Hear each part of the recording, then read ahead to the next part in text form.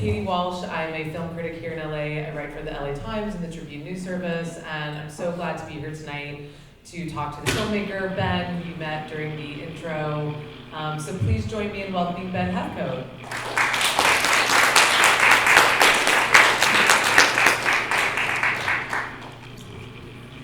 Thank you.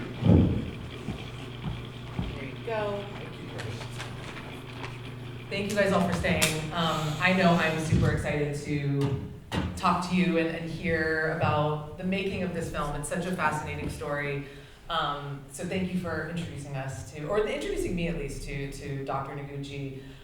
You mentioned that you have been working on this film for 10 years. I'm so curious, like, what led you to his story and why you decided you wanted to make a documentary about him? For sure. So actually, prior to my knowing about Dr. Noguchi and who he was, I've always had somewhat of an in with the coroner medical examiner community because growing up, my father was actually a coroner. Oh, yes. So growing up, my father was a coroner. Oh. Yeah. So yeah, in fact, some of my earliest childhood memories were, visiting my father's work at the hospital and being with my brothers and like going down into the crypt where we definitely should not have been as young boys. But bring your child to work day. Exactly. But I was introduced to Dr. Noguchi's story from my producer, actually, Tommy Andres. He was at a used bookstore in LA, and he found the book Coroner in a $1 book bin. And, I think that like absolutely undervalues Dr. Noguchi's story, $1. I think it's worth way more than that. But he brought that book to my attention. He's like, I wonder what this guy's up to these days. He knew that I was working in nonfiction at that time, and then that really started the relationship that we built with Dr. Noguchi. We reached out to him, and he was not interested in participating in this project. Apparently, we weren't the first people who had approached him, but he had a real skeptical relationship or skepticism about us because he had such a fraught relationship with the press and with media, and I think he saw us as an extension of that. So it took some time to convince him that, we want to tell your story, we want to get to know, who you are beyond the headlines, and then, it took several dinners and several conversations, and then eventually I started following him around to all these like medical death conferences, if you will, coroner medical examiner conferences, all over the country and all over the world. And then once we began talking to the right people, I think he ultimately came around and ultimately became very supportive of the project.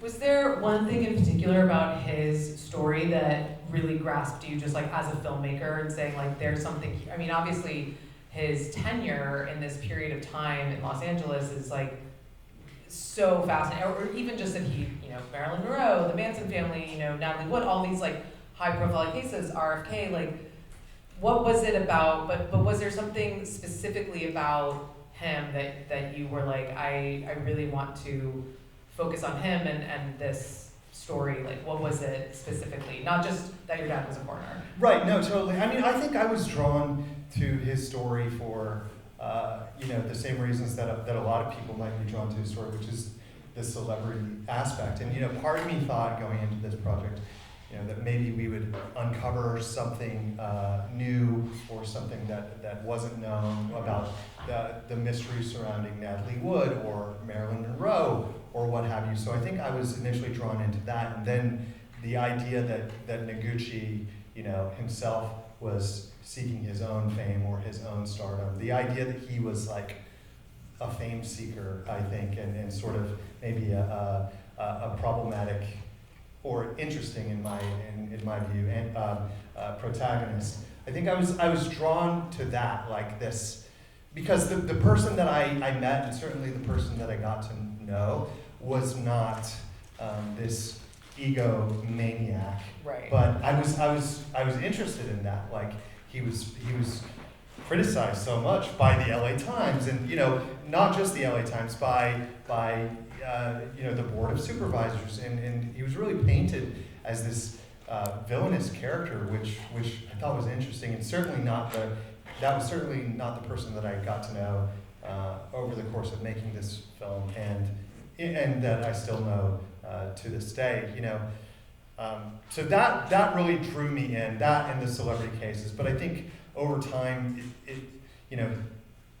it became so much more clear to me that it was less about the celebrity cases, right? Like if you wanted to watch a Natalie Wood documentary or Marilyn Monroe documentary, there are plenty of those. But like really rooting this in his story, and he was so much more interesting to me, and like the political aspect, the surprisingly political aspect of the role of Coroner, I think was so interesting to me, and then he really became the star of this. Of this story, and he was just like such a specific person in a very specific time, in a very specific place, LA, right? Like there will never be another person like him. So, I guess it was the celebrity stuff that I was drawn into, but it became like much more. I became so fascinated by him as a person, and I still am.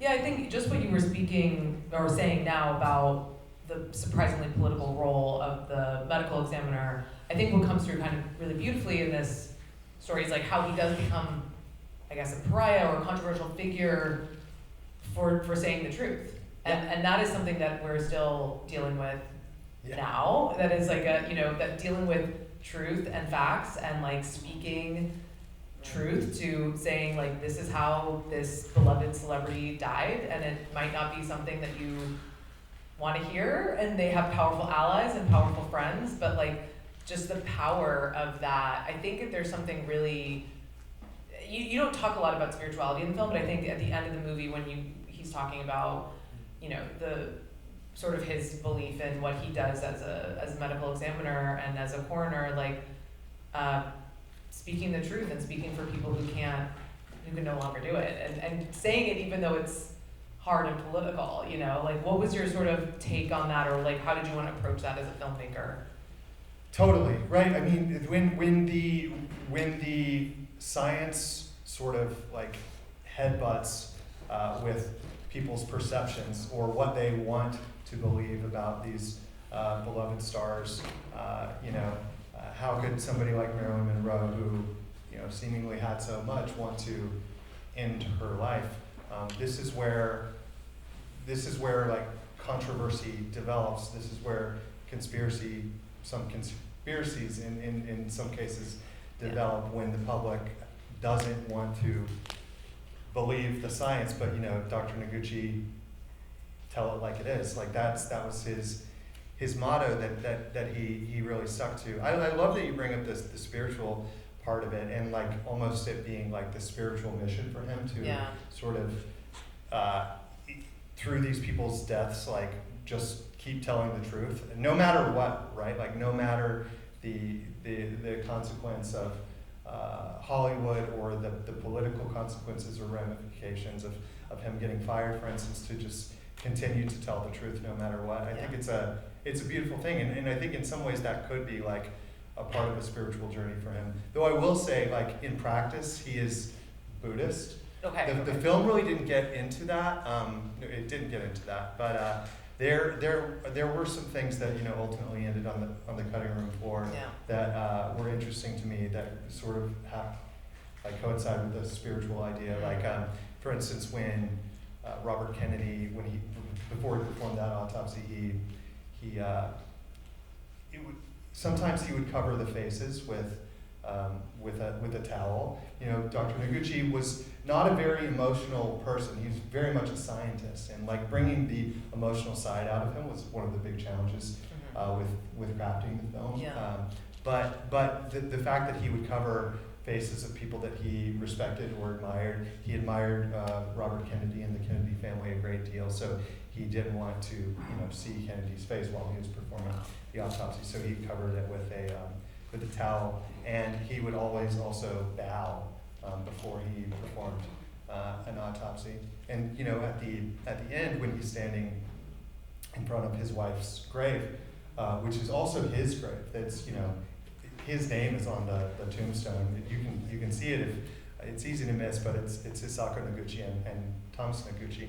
So that's essentially his grave too. But he does give a little bow, which I think was like a nice little moment that we captured there. But yeah, I think he was always just relentless in telling it like it is. I mean, and still to this day, right? Like people still want to crack the secret of the mystery surrounding Natalie Wood, right.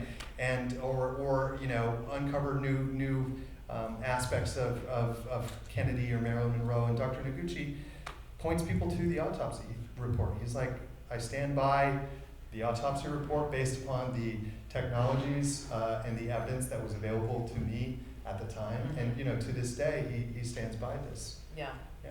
Was there anything that really surprised you? It sounds like you were sort of surprised by like the political aspect of it, Yeah. but like any specific details or stories that you came across in your research or while interviewing him that sort of took you by surprise, or that you were like, oh, we definitely have to include this in the film, Yeah, I mean, there's so many things that we didn't include in the film that I wish we could have, and just for sake of time couldn't. But Janis Joplin isn't mentioned in the film once, Wow, and he performed that autopsy. There was recently a Broadway musical called Dead Outlaw, and one of the characters in this musical was Dr. Thomas Noguchi, and he's the show's nominated for a couple Tony Awards too, but there's a singing and dancing Thomas Noguchi singing about Sharon Tate and Natalie Wood. But this, but the play is called Dead Outlaw because there was a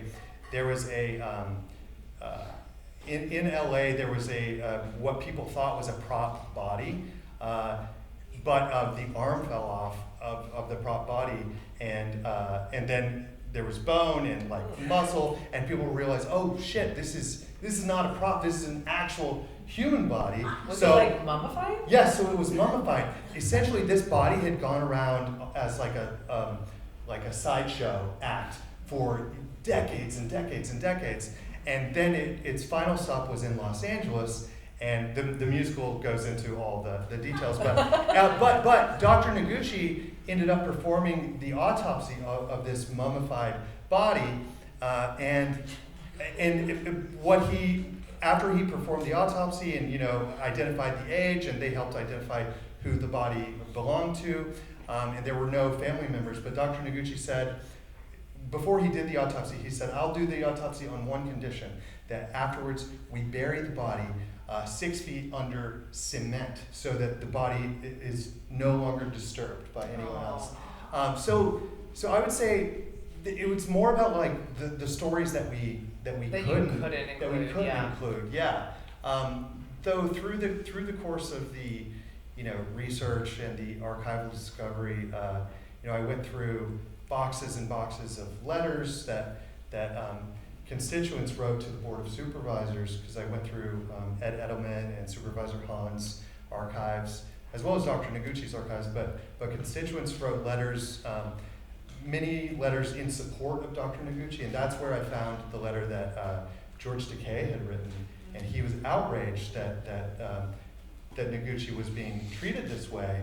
And this was a letter written in 1967, and I had no idea that George was involved in the story at all, but I found that letter, and then I used it, and I reached out to George through his husband Brad, and once I finally talked to George, he said, I've been waiting for you. And he said that because he thought it was about time that somebody was telling Dr. Noguchi's story in this way, and then from there George opened up the doors, and we worked with the Japanese American National Museum, and actually George's interview was shot in front of a barracks that was used at one of the camps, so there's like some significance in that shot, even though we don't mention it. But there were the letters of support like that one, but there were also letters that were just outright racist that constituents wrote, saying that, we need to get Noguchi out of office. We need someone who can speak English, and it was just really, disappointing to read those things. But I think like just true to the time and really like to the power of what Dr. Noguchi achieved in becoming the highest ranking Japanese American and Asian American at that time in Los Angeles, amongst his peers who were, at war with him, or with Japanese Americans. So, the archival discovery process was huge, and every, anytime I stumbled upon like something in the archives or like press conferences or the beautiful film that was his 1968 trial, that was really awesome. And watching the show Quincy, I watched so much Quincy, and then that scene where the racist comment. Yes. I keep on telling you I'm Japanese American, and he's like, what's the difference between like Chinese and Japanese? And finding that moment I thought was just like, this must be in the film. It's like a time capsule for like, just the sentiment back then. Or that it was like blatantly based on him. Oh yeah. And that they, cast a white actor. Totally. Yeah. Well, I'm sure you all have some questions for Ben. Otherwise, I'll just keep going. But if you want to think of some questions, okay, right here in front, yeah. I have a really random question, but what was the insignia on his tie? Oh, great question. Thank you for asking. Yeah, he actually had multiple of those ties. We shot his sort of hero interview over, I believe it was 4 days, but he had multiple of those ties, which is good because he got mustard on it at one point. During our lunch, we had subs. But the insignia is WAML, so the World Association of Medical Law. So actually, several of the interviews we shot were either shot in Portugal or Israel, because I would go to these conferences, and that's where I would meet these people that had these incredible stories about Dr. Noguchi. But I didn't have a large film crew. In fact, it was just me and my friend Jarrett Beliveau, who's from Canada, who helped me by going to these conferences. And we just went with a couple cameras. We didn't have lights or anything, so we went to like the hardware store in Portugal, and we got shop lights, and we just convinced the hotel room or the hotels to like let us shoot in their conference rooms, and then we would shoot over the course of the weekend, and then we return the lights to the hardware store. You're like, leave the tags on. Yeah. No, totally. I mean, this was like very much an independent film, and we in the end film, I think we have voices of about 14 different people, but we shot nearly 40 interviews. So there was just so much that we shot before we really started to distill, okay, these are the people that we think should be in the film, and several people we went back to and interviewed a second time when we could actually afford to rent lights. I think blue shirt, yes. You said that Tom or Dr. Noguchi was very scientific and not emotional. In your time with him, did he mention any of his favorite songs? Oh, favorite songs. No, that's a great question. I don't know that we've really talked much about music. That said, back to this Portugal trip, when we were there, that was shortly after his wife passed away, and there were these musicians playing these like classical Portuguese music and singing and almost like weeping in the way that they sang. And like I have this footage of Dr. Noguchi just listening to them, and he doesn't quite like it to a moment where he's crying, but he's like almost there. That didn't end up making it in the film, but no, that's my one association with Dr. Noguchi and music. But he was an artist, and actually still, I don't know if he's been doodling much these days, but it didn't fit neatly into the film, but I have like watercolors that Dr. Noguchi made and sort of like comic strips, and I think some of his sense of humor comes through in some of his artwork. But to your point about like, him being a scientist and like not wanting to show his emotions, I mean, that's very true, and we could never in like an interview setting like get much emotion out of him. It's just not who he is. However, after Hethcoat passed away, in that scene where the couple comes up to him and asks, "How's your wife?" and he says, "I can't, talk about her without crying." Again, that was shot in Portugal, but that moment to me was so important, and I didn't even realize we had it when we caught it. We're just filming him. He has a lav mic, and then it was only later that I realized that was what he had said, that he couldn't say her name without crying. And to me, I thought that was so interesting, and really, when I knew that, I thought we had something really unique, because Dr. Noguchi, throughout his career, it was his job to go behind a microphone and to publicly speak about death and the deaths of these famous individuals, by name. And yet the personal tragedy that he experienced, he couldn't say her name. So that juxtaposition of publicly talking about the dead, but then privately not being able to, I thought was very human and very emotional in his own way. Amazing. Thank you. Yes, right here. I wanted to say the title, Coroner to the Stars, is every LA coroner. Right. From Matthew Perry to, and the underline is the drugs Mm-hmm. or the alcohol. Mm-hmm. And for Frank Sinatra to say, whatever he said, the most beautiful thing that Dr. Noguchi said was, what lives on is your reputation and how we remember Sinatra. Right. It says everything. Yeah, I think it's widely known now that Sinatra was an asshole, right? It's widely known now, but it was known then. Right. It's public now. Right. But, But I was actually speaking to Dr. Noguchi recently, and we were talking about Sinatra after all these years. And Dr. Noguchi, to his credit, he says, "I understand why Frank Sinatra was upset, because these people were his friends, and he didn't like what I had to say, but I was just doing my job. So, that's not my business." that's enlightened Buddhism. Right. Yeah. And that, without you pointing that out, it was evident that this was a man who was a humble servant. Absolutely. Yeah. Yeah. Another question right back here? Yeah. Did he ever talk about his family much? Well, certainly his dad. He has, great respect for his father, and very much followed in his father's footsteps. And his father ended up coming to the States, and Dr. Noguchi planted a tree. We drove by Dr. Noguchi's house. Totally by accident. Totally by accident earlier on our way out here. But there's a tree in his yard that he planted when his father came to visit, and I know he has just such great admiration for his dad, and he talked about him a great deal. His mother too.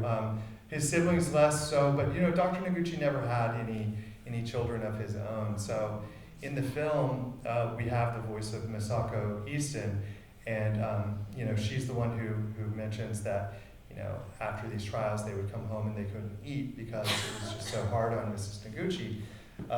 And so that was sort of the voice of the family, the closest thing to family that we could get, and that was important. But she was a foreign exchange student from Japan, and came over and lived with Dr. Noguchi and Mrs. Noguchi, and is still very much part of his life. And I see her quite frequently when I'm over there. But his family was, at least his family that he talked about to me mostly, was Mrs. Noguchi. I mean, she was alive when we started working on this project, and she didn't want to be on camera. She was just not, she didn't like the spotlight, and you could argue, does Dr. Noguchi like the spotlight? But Mrs. Noguchi certainly did not.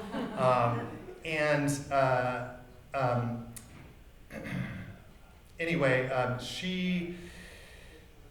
I lost my train of thought there, but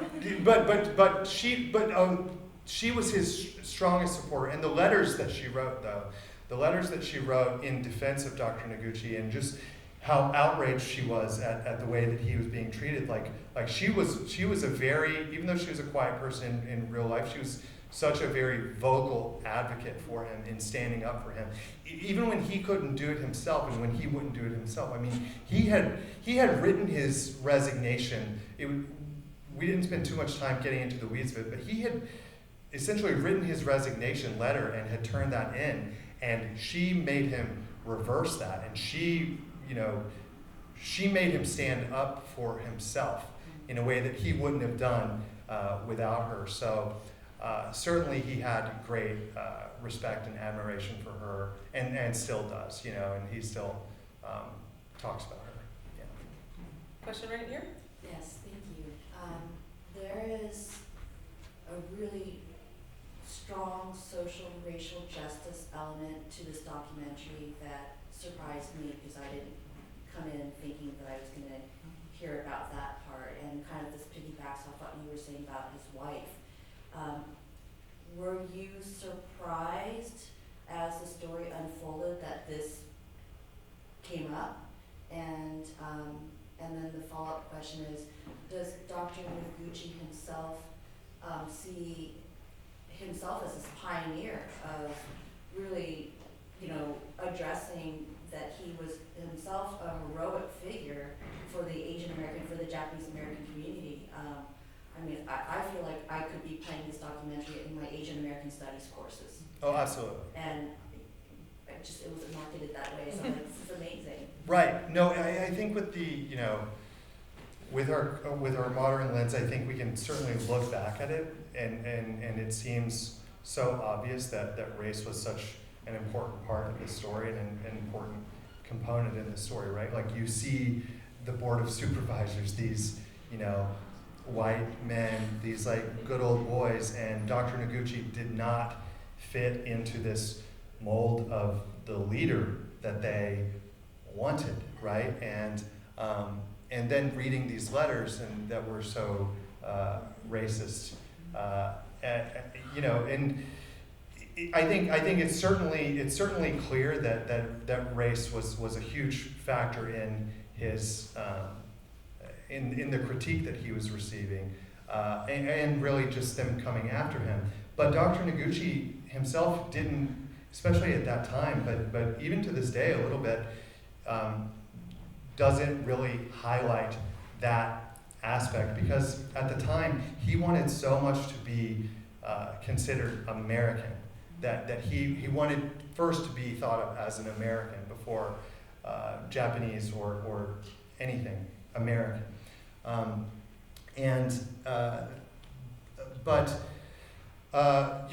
Once the community, the Japanese American community really rallied around him and supported him, and got those letters that George helped petition for. I think Dr. Noguchi really came to rely upon that community so much. But certainly it became a huge factor in this film. It was important for me to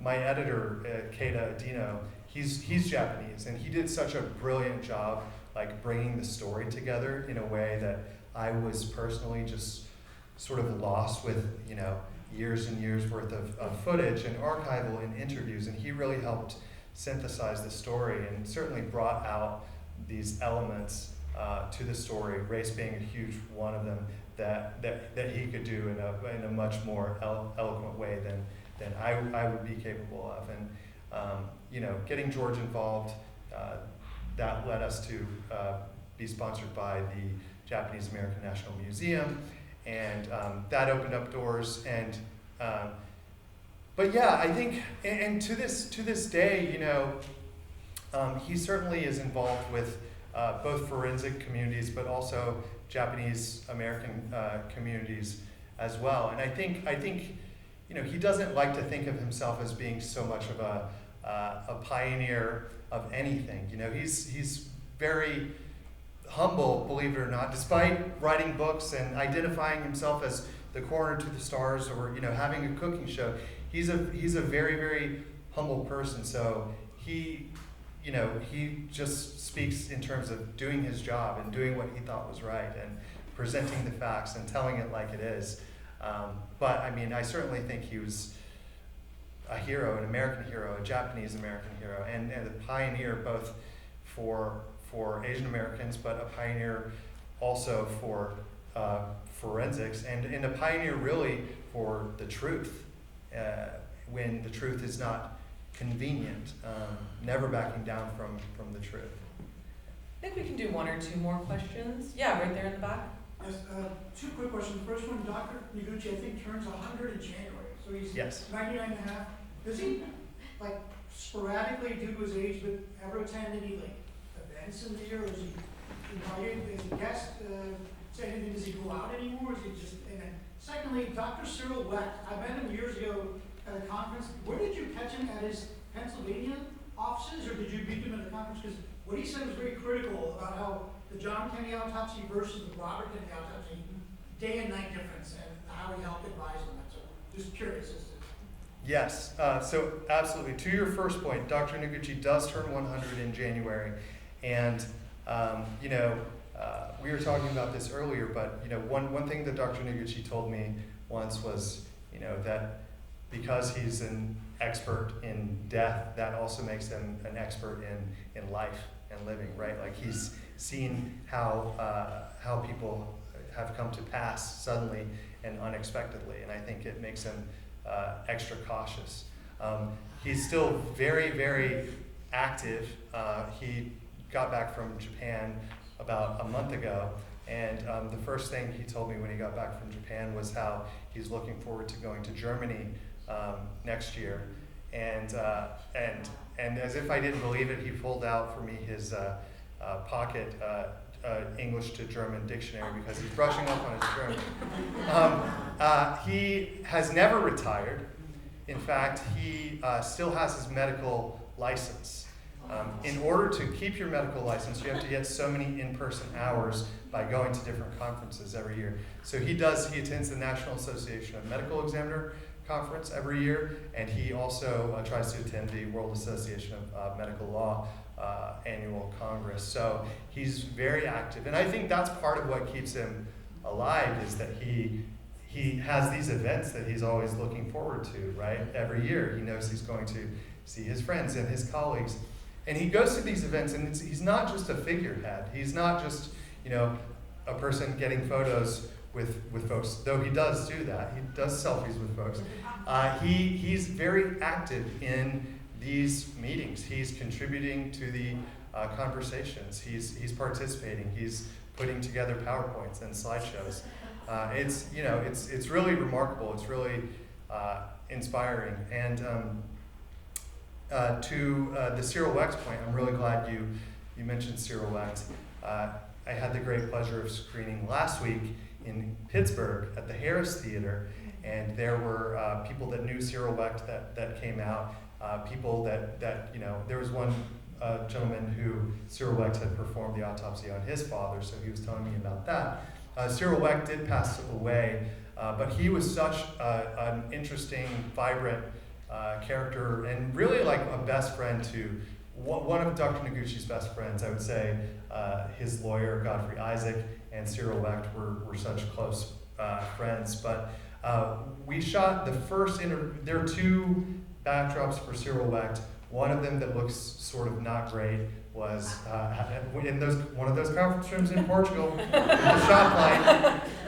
But you know, a strong interview is a strong interview, even if you're working with limited production resources. But then the other interview was filmed at the Biltmore Hotel in Los Angeles, in the ballroom where the JFK Democratic National Convention was held. So there was some, you know, significance to shooting Cyril Wecht in that ballroom where the DNC was held with one of the Kennedys. I mean, there should have been a documentary about Cyril Wecht. Maybe somebody will make that. Unfortunately, he's no longer with us, as I mentioned, but he's just such an interesting, charismatic character. And he's also a character in several other documentaries. There's that What's Soaked in Bleach documentary about Courtney Love and Kurt Cobain. Because and another like weird little tidbit is, in the course of this project, we at times struggled with, is it a feature film? Is it a series? So when we were in one of the series phases, I actually had a long interview with Cyril Wecht where we talked about Brittany Murphy and Michael Jackson and all of these other cases, because Cyril Wecht has opinions about all of them. Noguchi has opinions about a lot of them too, but Cyril Wecht has some pretty spicy opinions. So he's great on film. Well, you've got some good footage in case you ever do it. Okay, let's do one more question if anyone has one more question, or, okay, yeah, right there. Did you ever run into, during your interviews, anyone that reneged on their opinion, maybe during your time when he was a medical coroner, either way? And then, sorry, 2 questions. Yeah. What was the funniest thing you ever heard Dr. Noguchi say? Yeah, so in terms of anyone changing their opinion, I would say the folks that I talk to are pretty matter of fact, scientists. It was very hard to find anybody who would speak critically of Dr. Noguchi, certainly in the medical community. That's why the voice of Dan Medina, who is the former CNN reporter who covered the second Noguchi trial, was important to us, and leaning on the archival footage and the voices of media, because it was very hard to find anyone that would say something negative about Dr. Noguchi.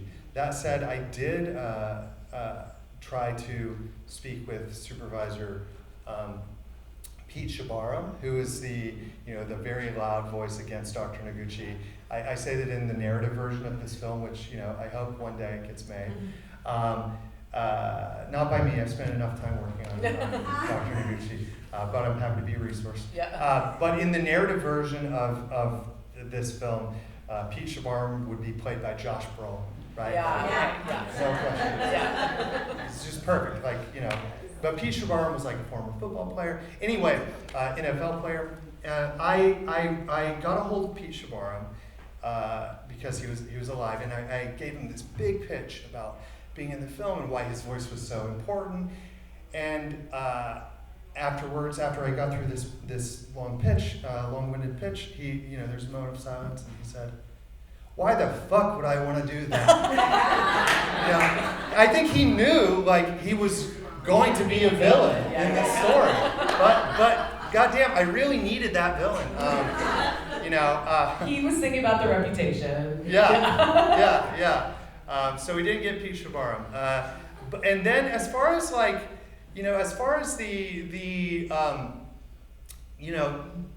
jokes and whatnot, I think mostly about some of Dr. Noguchi's drawings, because he had a caricature version of himself that he drew, and it was really funny, because he had his own little character of himself, and it was. It looked like him, but he's looking at a mountain peak, and he has people talking over him, saying, "You're never going to be good enough. You can't do this and you can't do that." I guess it's not really funny. It's just him. It's revealing about what he thinks of himself. Exactly. And there's this image that he drew of himself in a mountain ahead of him, and he knows that he has a difficult path to climb. But it's just seeing Dr. Noguchi with people at these conferences, and seeing him laugh and seeing him have a good time, and really experience camaraderie with others. It brings a lot of joy to me. That's why toward the end we see that he's having this party at his house, and I love the shot of Masako feeding him something. It's just so cute. And he is that. He's very cute. But we watch sumo wrestling together. That's kind of fun. He's taught me a lot about sumo. When I go over there after screening at festivals, or I tell him about Q&As and the conversations that I've had with people, and that we've gotten to share his story, and he really loves that, and yeah, and then we just sit and we like eat sushi or Japanese curry, and we watch sumo, and he, you know, tells me who his favorites are and why they're good. And yeah, that's kind of, you know, funny. Yeah. Well, you capture his spirit and his story really beautifully, and I think we can tell from this great conversation that we've had. And I just thank you so much for making this film and sharing his story with us, and thank you all for being here tonight.